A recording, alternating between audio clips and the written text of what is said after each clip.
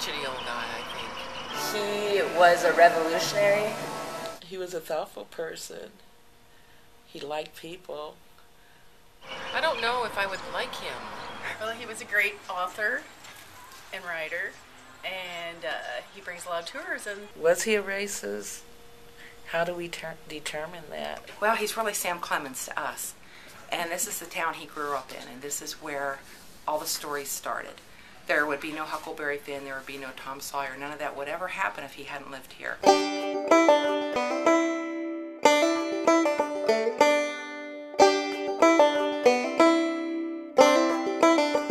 When you're angry, count to 4. When you're very angry, swear. When a teacher calls a boy by his entire name, that means trouble.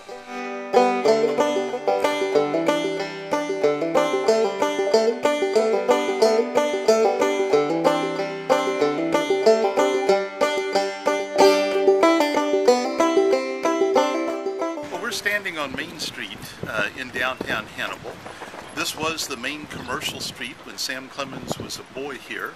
The Clemens family moved to Hannibal in 1839, and Hannibal was roughly 700 people at that time.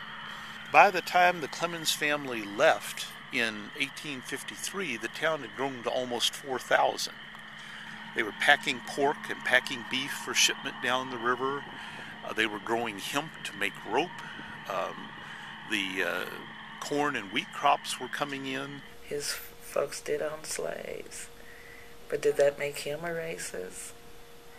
I read things that make me think, yeah, definitely. And then you read things that say, no, he wasn't. He came here when he was about 4 years old, and he didn't leave till he was 17. So all those formative years were spent right here in Hannibal. This town draws a certain eclectic kind of population. England, Germany, and Japan would be the three that we get the most foreign visitors from. So you've got your vowels, A, O, I, and E, and the biggest compartment for E because we use more E's than anything else in the English language. Well, everyone has an image of Tom Sawyer. If you close your eyes, you can see your picture of Tom Sawyer. But in the book itself, Mark Twain never describes Tom. He had no principles and was delightful company. His face was as blank as a target after a militia shooting match. Thunder's good, thunder's impressive, but lightning does all the work. This is where he stayed on many occasions.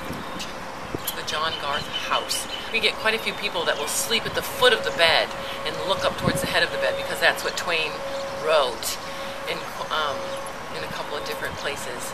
So they want to get inspired. Sometimes they think they're being sacrilegious when they're typing on their laptop. But it's like, yeah, I bet that he would have done the same thing. If he had a laptop, I bet he would have been pulling it out to that second story veranda.